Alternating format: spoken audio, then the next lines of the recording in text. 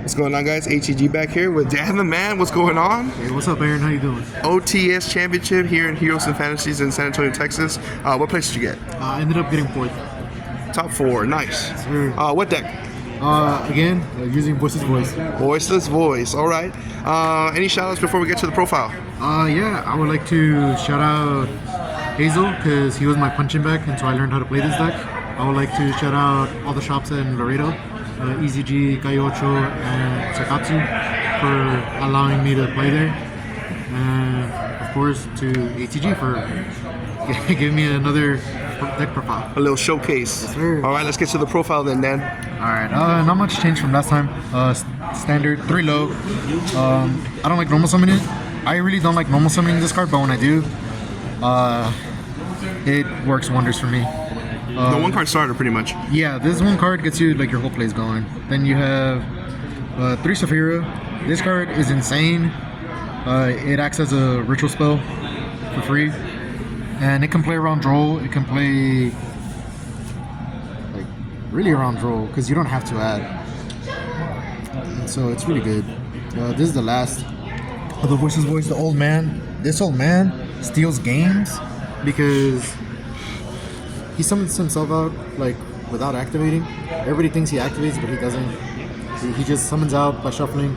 Then if your opponent tries to activate something, so if you go into battle, you swing, you destroy something, and then on a resolution or like something, they're like, I'm gonna swing now with the big guy, the boss monster, and they try to activate something like Link Karibo. I literally just go old man, go back to hand, bring out another ritual, and then I just redeclare. Nice. It's just like then this card steals a lot of games. This is my the favorite package. Running 3 Diviner. Card is cracked. This card alone helped me out throughout the entire tournament. The one Trias. This card is stupid. I was able to resolve the popping effect twice in Swiss. Sadly, I couldn't resolve it in the top 4.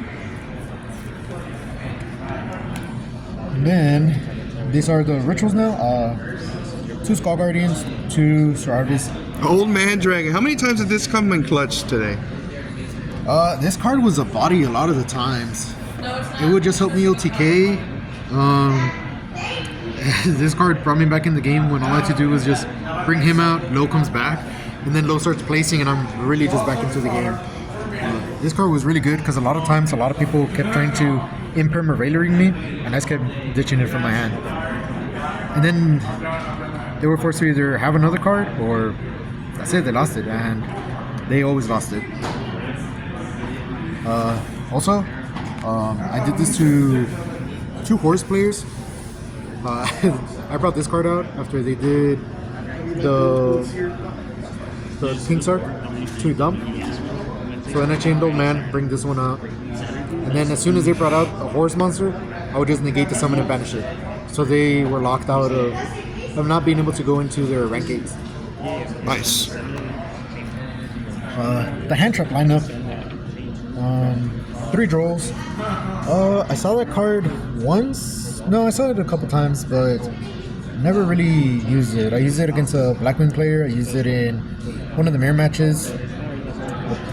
I used it in my final match against Branded. 3 ashes. Self-explanatory. Yeah, I would side out the fire players that I played. I would just side this card out, just because I don't want to give him extra materials. And sure enough, in the feature match, he literally asked me, "Where's all my fire monsters?" And then I was like, "I don't have any." Sending them out. Yeah. 3 nibs. I never saw it, but well, actually no, I lied. I saw it once, but I didn't get to use it. Instead, I used it as a ritual material. So there's that. Somebody tried nibbing me, and I just dodged it. Nice. Yeah, and all my stuff came back anyways. Never nib a Voiceless player. Yeah, so then I'm also running the 3 imperms. This card, I would try to keep it a lot inside my deck. I would try to keep it inside my deck after game 1 and game 2, just because I didn't want people to talent me. So I would just side in. I would keep this card in, and I would side out like one of these. And my last going second card is still as the last time Super Poly. God card. This card helped me secure games by if they were trying to extend after going through all my instructions, I would just Super Poly them, and they would just scoop because they wasted all the resources. Or they would go, I would Super Poly them, I would clear out their board and then OTK. Or in the process of me like battling, I would just Super Poly them and OTK like that. This card is so versatile. I used it once to chain block a troll, so there was that. Because I added, then I said on turn player priority, Super Poly, and just ripped away the field. Nice. No gamma. No gamma. I took it out. I also took out the pendulum graph, but I took them out because I wanted to play more hand traps. So that was the reasoning why. Okay. Yeah. So instead of going down from 41 to 40, I went from 41 to 42. Not bad. These are the other spells. Pot of Prosperity. Consistency. Yeah, like you don't. I wouldn't say you really need it, but it helps out a lot, especially digging for your side pieces. Or like after they hand trap you like 4 times, you just drop this card and it gets you back in the game. This card. God card. This card baits out ashes so much. I always attempt to activate this. They ash me, then it has go queen effect anyways, and it didn't even matter. Barrier. There was this one game where I had barrier and I had a ritual monster. All I did is barrier, grab low, then I normal summon low place trap.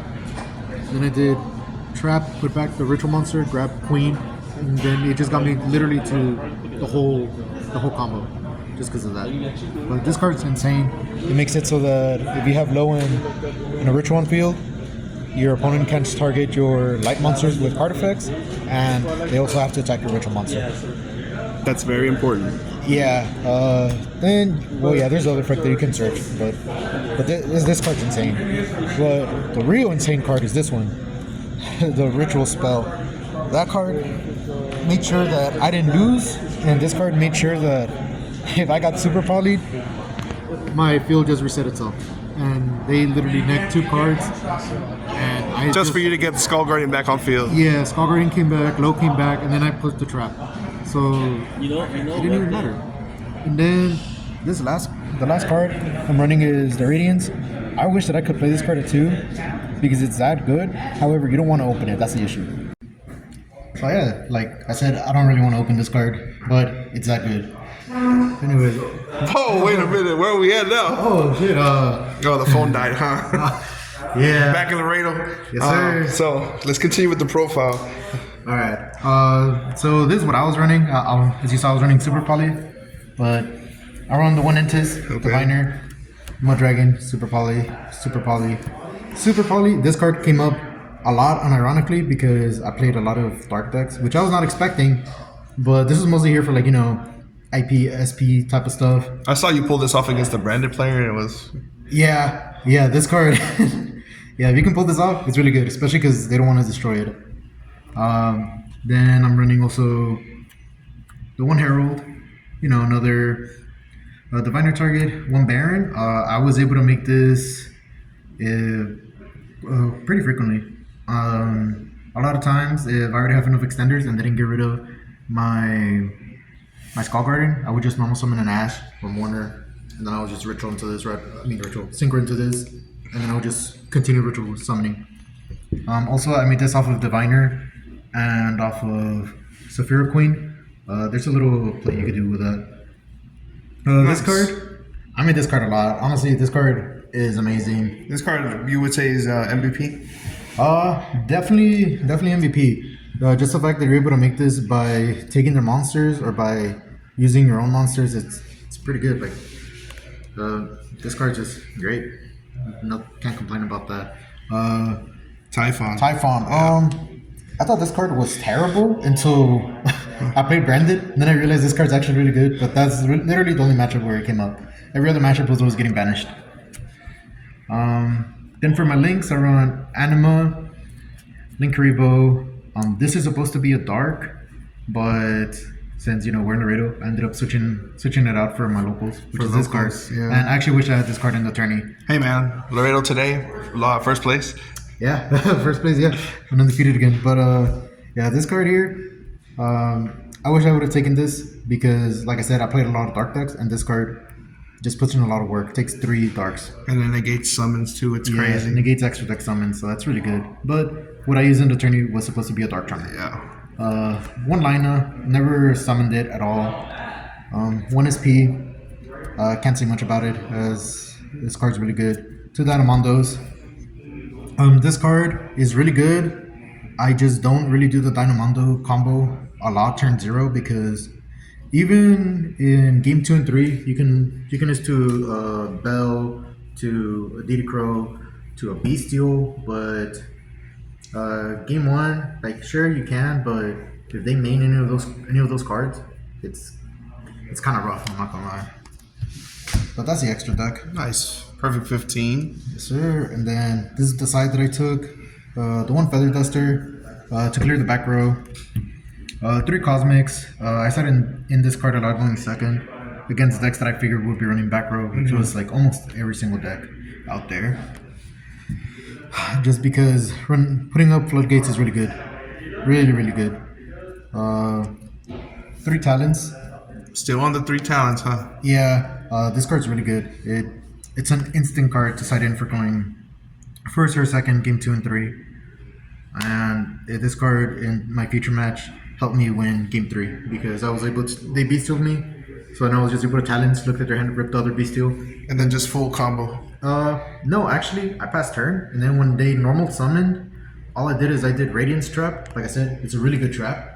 And I was able to summon out the Old Man. Old Man got me to my Ritual Monster. Ritual Monster revived, low revived itself because I summoned the Ritual Monster. And I literally set up my normal field. So now he was going up against a negate. I had other cards to back me up. And he had 3 cards. So it was pretty good.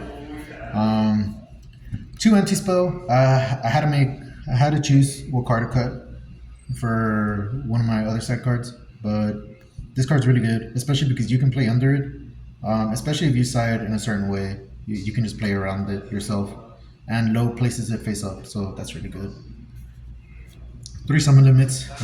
Can't say much about this. This card is disgustingly good. It is disgustingly good. This card and Super Poly win so many matches that sometimes should not even be winnable. Like literally, they could have the full gas, and you just summon them at them, and then they just stare at their hand and they have to pass. And because you run a 41 beat stick, you just kill them. Then this is the card where I had to choose if I wanted 3 summon limits or not, but I'm running 3 Ghost Mourners. This card I sided in a lot when I was going second or third, because after I finished siding, instead of running 12 going second cards, I was running anywhere from 15 to 18 going second cards in my deck. Nice. Yeah, and also this card is really good if you pair it up with Nib, because it makes killing them a lot easier. You Ghost Mortar them, and They then lose life points. yeah, they continue extending. You Nib them, and they automatically lose life points. And since you're running a 41 beat stick, you just swing for game. Yeah. Like it's really good, and that's it. Nice. Well, then we went to San Antonio, ended up back here in Laredo. Yes, Congrats on the top 4, and then congrats on the locals win today. Oh, thank you.